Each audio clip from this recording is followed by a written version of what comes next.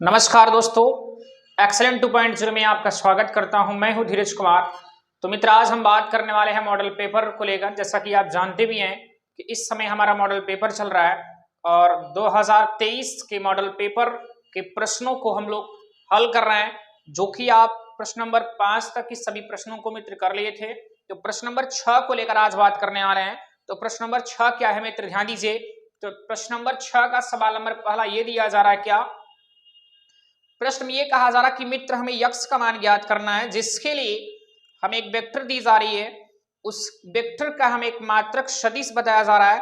तो मित्र हमें वहां से यक्स का मान ज्ञात करने लिए कहा जा रहा है। तो मित्र आप समझ सकते हैं कि ये जो प्रश्न है स्क्रीन पर मिल जाएगा आपको, और वहां से आप प्रश्न पढ़ सकते हैं, या फिर आपके पास मॉडल पेपर होगा, वहां से आप सर्च करिए, या वहां से आप देख सकते हैं कि प्रश्न नंबर 6वें के पहले प्रश्न को। तो मित्र यहाँ पर प्रश्न नंबर ये है, कहा जा रहा कि एक वेक्टर हमारे पास है, मान लीजिए वेक्टर ए है और इसकी जो वैल्यू है एक्स, और इसके बाद मित्र हमें दिया जा रहा क्या प्रश्न में कि आई कैफ प्लस आपके जे कैफ और प्लस आपका के कैप दिया जा रहा। और ये भी कहा जा रहा मित्र कि ये जो प्रश्न है या ये जो आपका वेक्टर दिया जा रहा एक मात्रक सदिश है, जिसे हम लोग मित्र यूनिट वेक्टर का नाम देते हैं, अर्थात एकांक सदिश है ये कहा जा रहा है।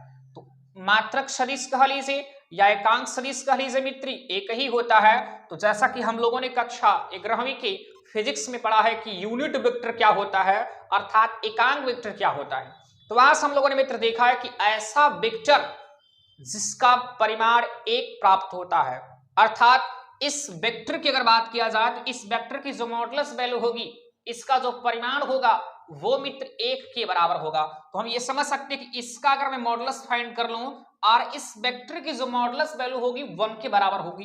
कहने का अर्थ यह है कि मॉडुलस 1 कह सकते हैं, इसकी वैल्यू 1 मिलेगा। बट इस वेक्टर का मॉडुलस आप फाइंड करो, जो मॉडुलस मिलेगा वो मॉडुलस इसके इक्वल टू मिल जाएगा।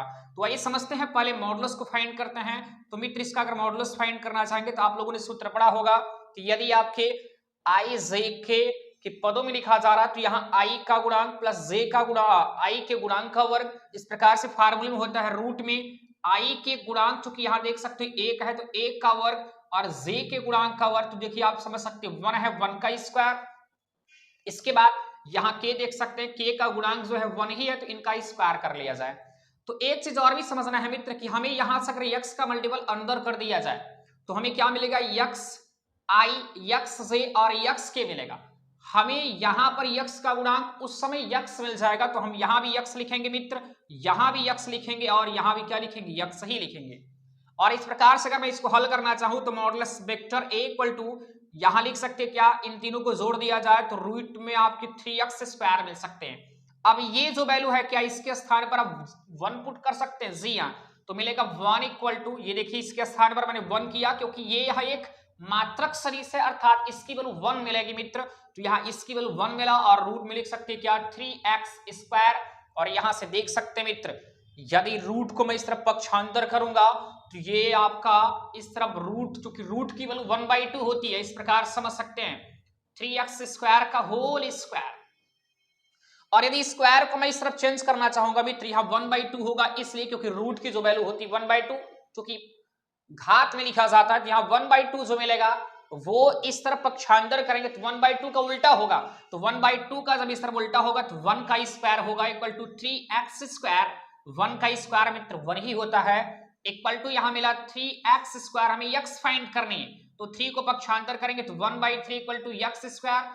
x स्क्वायर यहाँ पावर 2 है मित्र, इसको चेंज करेंगे अर्थात पक्षांतर करेंगे तो 1/2 मिल जाएगा, क्योंकि 2 का उल्टा 1/2, तो यहां मिलेगा 1/3 का पावर 1/2 इक्वल टू x मिला। और इसे मैं लिख सकता हूं रूट में 1/2, यहां समझ सकते 1/2 जो होता है वो रूट की वैल्यू होती है इक्वल टू x, और मैं लिख सकता हूं x बराबर 1 का स्क्वायर 1 होता है, बट रूट की बात करेंगे तो रूट जो 3 होगा वो किसी का स्क्वायर नहीं होता है, या इसका स्क्वायर नहीं निकाल सकते, निकाला जा सकता है पर दशमलव मिलेगा मित्र।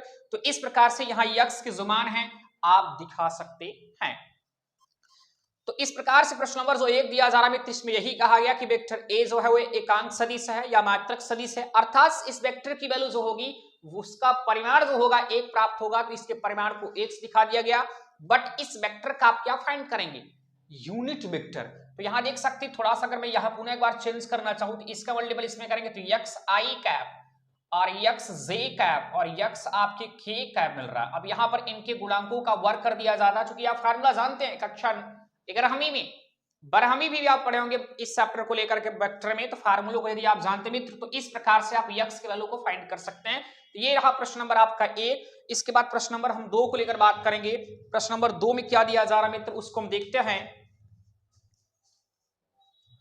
यदि आप इस प्रश्न को नोट कर लिए हैं मित्रों तो ठीक है, यदि आप नोट नहीं किए तो आप इसे नोट कर लीजिए, हम इसे रफ कर देते हैं। और इसके बाद हम प्रश्न नंबर 2 को देखते हैं। प्रश्न नंबर 2 में क्या दिया जा रहा है मित्र, प्रश्न नंबर 2 में हमें दिया जा रहा है क्या, यहां से प्रश्न नंबर 2 की बात करें तो आप समझ सकते हैं हमारे पास एक क्रॉस मल्टीपल करके दिया जा रहा है, अर्थात हमें सदिश गुणन प्राप्त करना है मित्र। तो देख सकते यहां से प्रश्न किया दिया जा रहा है, हमको 2 वेक्टर है और उन दोनों वेक्टरों में हमें म्यू और लैम्डा करके दिया जा रहा है, उन्हीं की वैल्यू फाइंड करनी है। तो मित्र देखिए प्रश्न क्या है, मैं प्रश्न को पढ़ता हूं। प्रश्न में दिया जा रहा है कि लैम्डा और म्यू की वैल्यू ज्ञात करनी है। हमें जो वेक्टर दी जा रही वेक्टर कुछ इस प्रकार से है क्या, 2i कैप और +6j कैप और प्लस मित्र आपके 27 के कैप मिल जाएंगे। वेक्टर ए रहा और वेक्टर बी जो दिया जा रहा है वो क्रॉस प्रोडक्ट में है क्या, आई कैप प्लस लेमडा जे कैप और प्लस मित्र यहां मिल जा रहा है क्या आपको म्यू के कैप इक्वल टू 0। कहने का अर्थ यह है मित्र कि वेक्टर ए से अगर हम ए मानकर चलते हैं और इसे वेक्टर बी मानकर चलते हैं तो यहां वेक्टर ए और वेक्टर बी का जो क्रॉस प्रोडक्ट है वो किसके इक्वल टू है, 0 के बराबर। इन दोनों का जो सदिश गुणन है मित्र वो 0 के बराबर है। तो आइए हम समझते हैं बड़े आसानी पूर्वक से, यदि इन दोनों वेक्टरों का गुणा कर दिया जाए, क्रॉस प्रोडक्ट कर लेता है तो 0 के इक्वल टू हो जाएगा। वहां से हमें लेमडा और म्यू की वैल्यू बड़े आसानी पूर्वक से मिल सकती है। तो देखिए vector A cross vector B पहले फाइंड कर देते हैं। तो देखिए वेक्टर ए के जो आई के गुणांक है आप इस प्रकार से सारणी विधि से करते हैं, मैं बता भी चुका हूं आपको मित्र। तो यहाँ x देखिए आई का गुणांक 2 है, 2 यहाँ पहले आप आई जे और के यूनिट वेक्टर को दिखाते, इसके बाद देखिए यहाँ आई का कैप 2 है, 2 कर लेंगे। यहाँ आई का जो गुणांक है वो क्या है 1, तो 1 रखेंगे। यहाँ 6 जे का गुणांक और यहाँ 6 सॉरी यहाँ लेमडा जो कि मिल रहा है गुणांक और यहाँ के का गुणांक 27 है मित्र और इसमें क्या है म्यू है। तो चलिए समझते vector A cross vector B find करेंगे मित्र। तो देखिए अगर मैंने कहा था सबसे पहले यहाँ फार्मूला प्लस माइनस प्लस होता है। यदि हम आई को लेते हैं तो यहाँ देखिए ये वाला पंक्ति और ये वाला स्तंभ गायब हो जाएगा और 6 का मल्टीपल म्यू भी करेंगे तो 6 म्यू मिलेगा। इसके बाद माइनस फार्मूले में होता है, जब मैंने कहा इसको और इसको यदि लिया जाए तो इनका गुणा इनके साथ तो ये मिला, इनका इनके साथ करेंगे तो 27 लेमडा मिलेगा। ये माइनस आपको जे कैप मिला मित्र। अब देखिए ये आपकी पंक्ति और ये बीच वाला क्या स्तंभ गायब हो जाएगा मित्र, ध्यान से समझिएगा। ये चीज गायब होगा तो इनका गुणा इनके साथ होगा तो 2 म्यू और माइनस होगा इनका इनके साथ तो 27 मिलेगा और यहाँ प्लस के कैप ले सकते हैं। तो आपके ये स्तंभ और ये पंक्ति गायब तो ये बचेगा और ये, तो इनका मल्टीपल इसके साथ करेंगे तो 2 लेमडा और यहाँ देखिए 1 6 का मल्टीपल करेंगे 1 6 और 6 मिलेगा तो -6 मिल जा रहा है। तो अब देख सकते हैं यहाँ पर ये जो मित्र है इसका क्रॉस प्रोडक्ट मिला। अब देख सकते हैं यहाँ पर जो a क्रॉस b है वो किसके इक्वल टू 0 की, तो क्या इसके स्थान पर आप 0 पुट कर सकते हैं क्या, z। तो मित्र यहाँ पर मैं दिखा देता हूं, यदि इसके स्थान पर 0 पुट कर दिया जाए तो 0 इक्वल टू क्या मिलेगा, ये मिलेगा। इनको एक बार पुनः लिखते हैं क्या, i का गुणांक यहाँ देख सकते लिखा जा रहा 6 म्यू और -27 लेमडा और यहाँ -j और इसके बाद मित्र दिया जा रहा 2 म्यू -27 करके इस प्रकार से, इसके बाद प्लस के कैप और 2 लेमडा -6 दिया जा रहा है। तो मित्र देखिए लेमडा और म्यू का मान ज्ञात करने के लिए यदि मैं इस चीज को 0 के बराबर ले लेता हूं, क्योंकि इस 0 को भी आप चेंज कर सकते किसी वेक्टर के रूप में, वो भी यूनिट वेक्टर में। यहां लिख सकते क्या 0 आई कैप प्लस 0 जे कैप प्लस 0 के कैप और आई के जो गुणांक उनको अगर आप तुलनात्मक करेंगे तो इनका देखेंगे कि 6 म्यू -27 लेमडा जो मिलेगा वो 0 के बराबर होगा क्या, जी मित्र। तो इस प्रकार से आप इसे इक्वेशन दे सकते। इसके बाद इसे दिखा सकते 2 लेमडा -27 इक्वल टू क्या मिलेगा 0। तो यहाँ 2 सॉरी लेमडा नहीं म्यू करके दिया जा रहा है, इक्वल टू 27 मिलेगा। तो यहाँ म्यू की जो वैल्यू मिलेगी 27/2 देख सकते हो, यहां से 27/2 म्यू की वैल्यू मिली।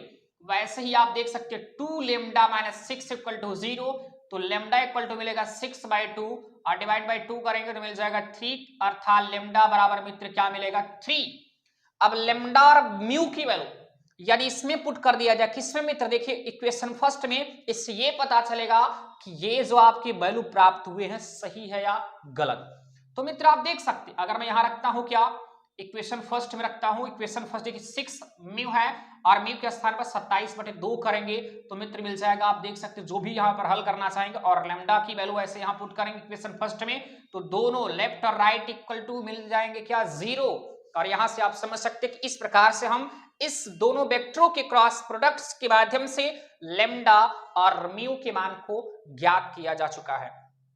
तो मित्र आप इस प्रश्न को ध्यान से देखिएगा, यदि प्रश्न को नहीं समझ में आ रहा तो एक बार पुनः वीडियो को पीछे करके देखेंगे, दोबारा आप इस वीडियो को देखना चाहेंगे तो आपको तुरंत समझ में आएगा, ठीक है ना मित्र। इसको बार बार देखेंगे मित्र तो और बढ़िया ढंग से आप समझ सकते हैं। तो इस प्रकार से हम बात करेंगे कि प्रश्न नंबर 2 हमारा हुआ 6वें सवाल का। अब प्रश्न नंबर 3 को करना चाहेंगे, बट उसके पहले मित्र यदि आप इसे नोट करना चाहते हैं नोट कर लीजिए, यदि नोट कर चुके हैं तो हम इस प्रश्न को रफ कर देते हैं। और प्रश्न नंबर जो मित्र आपका 6वें का तीसरा दिया जा रहा है, ये प्रश्न जो है वो रिलेशन एंड फंक्शन जो आपका चैप्टर है उस चैप्टर से संबंधित है।